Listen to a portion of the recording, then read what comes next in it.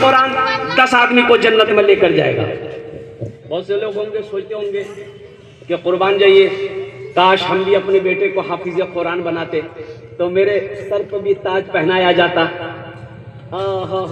ماں کو بھی تاج پہنائے گا اللہ، باپ کو پہنائے گا۔ اور سنو مسلمانوں سنو، بچے کو آپ نے انگریزی پڑھایا، سنسکرت پڑھایا، اور لندن امریکہ ساری ڈگریاں دے دی، سنو اور قربان جاؤ، یہ بیٹا کل قیامت کے دن دیکھ کر آپ سے بھاگے گا، بھائی بھائی کو دیکھ کر بھاگے گا، دوست دوست کو دیکھ کر بھاگے گا۔ اور قربان جاؤ، اللہ کے رسول ارشاد فرماتے ہیں جس نے اپنے بچے کو قرآن پڑھایا ہے وہ بیٹا باپ کو حشر کے میدان میں ڈھونڈے گا۔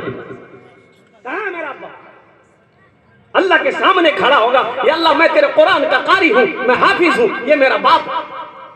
اللہ تاج پہنائے گا، عزت کا تاج پہنائے گا باپ کو، ماں کو سلطانی تاج پہنائے گا، جنت کے اندر میں داخل کرے گا۔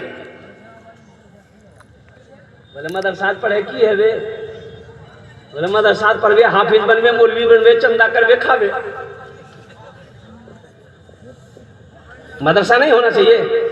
ارے مدرسہ ہونا چاہیے نہیں چاہیے؟ ہونا چاہیے، ہونا چاہیے۔ مدرسہ کیوں ہونا چاہیے؟ اس لیے ہونا چاہیے کہ مدرسے یہ ہمارے دینی قلعے ہیں۔ مدرسہ ہوگا بچہ حافظ قرآن بنے گا، عالم دین بنے گا، مفتی ہوگا، تاکہ جب ہماری موت ہو تو جنازہ پڑھنے والا کو ہونا چاہیے نا۔ اب مدرسہ بند کرے دے وہ مدرسہ نہیں مدرسہ نہیں چل میاں کی کھولوں، بولے کالج کھولوں، اسکول کھولوں، اور قربان جاؤ مدرسہ مت بناؤ، حافظ نہیں بنیں گے، عالم نہیں بنیں گے، مفتی نہیں بنیں گے، مرو گے جنازہ کون پڑھائے گا؟ یوگی جنازہ کون پڑھائے گا؟ مسلمانوں نوجوانوں، یہ افسوس کا مقام ہے۔ اس لیے میں کہتا ہوں او مسجد اللہ کا گھر ہے، مدرسہ محمد رسول اللہ کا گھر ہے۔ ہجرت فرما کر اللہ کے رسول صلی اللہ علیہ وسلم مدینہ تشریف لے گئے، مسجد نبی کی بنیاد رکھی، ایک کونے میں اللہ کے حبیب صلی اللہ علیہ وسلم نے مدرسے کی بنیاد رکھی۔ پڑھنے والے کون تھے؟ صحابہ تھے، حضرت ابوبکر صدیق تھے، حضرت عمر بن خطاب تھے، حضرت عثمان غنی تھے، حضرت علی المرتضیٰ تھے، حضرت طلحہ تھے، حضرت زبیر تھے۔ پڑھنے والے صحابہ تھے، پڑھانے والے محمد رسول اللہ تھے۔ ہر آدمی کو قرآن پڑھنا چاہیے، ہر آدمی۔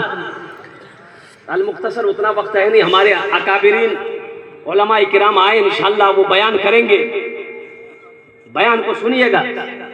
یہ قرآن سفارش بھی کرے گا اپنے پڑھنے والوں کی، اپنے قاری کی۔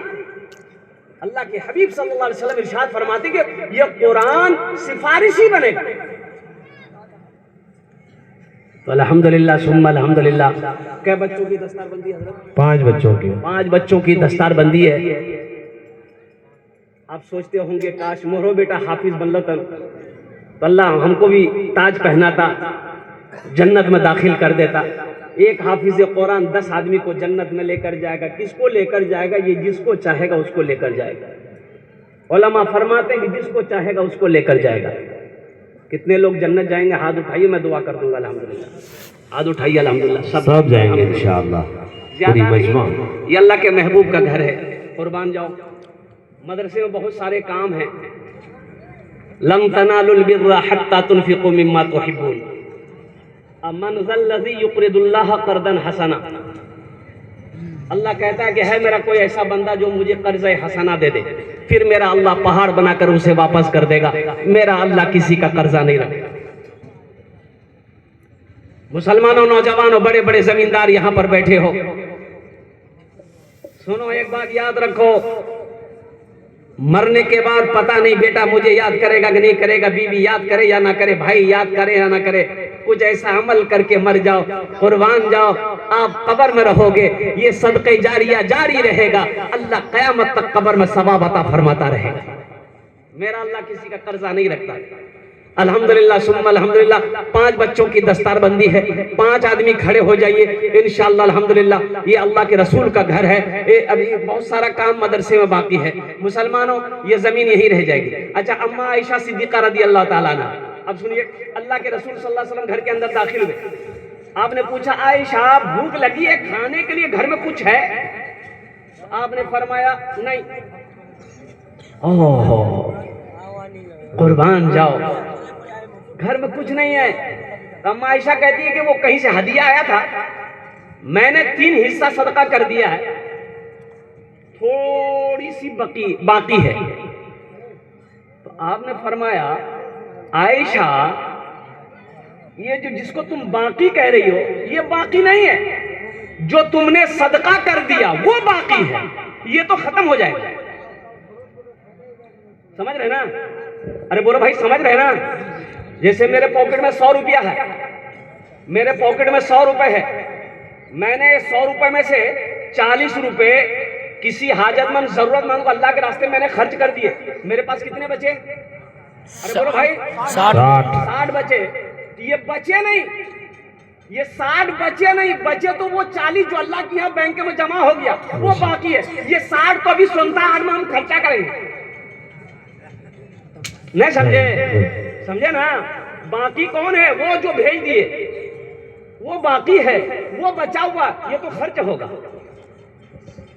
اپنے مال کو اللہ کے بینک میں جمع کرنے والے اس مجمع کے اندر میں 10 آدمی جلدی سے انشاءاللہ کھڑے ہو جائیے، اور شعبان المعظم کا مہینہ ہے، اپنے والدین کی سال و ثواب کی نیت سے، الحمدللہ دادا دادی نانا نانی کی سال و ثواب کی نیت سے، دیکھیے میں 10,000 مانگوں گا آپ سے، زیادہ نہیں، ایک بچے کو حافظ قرآن بنا دو الحمدللہ، ایک بچے کو حافظ قرآن بنائیں گے 10,000 15,000 روپے زیادہ خرچ نہیں ہوگا الحمدللہ ثم الحمدللہ۔ اور میرا اللہ کسی کا قرضہ نہیں رکھتا ہے، میرا اللہ اس کا بدلہ یہاں بھی عطا فرمائے گا، آخرت میں بھی عطا فرمائے گا۔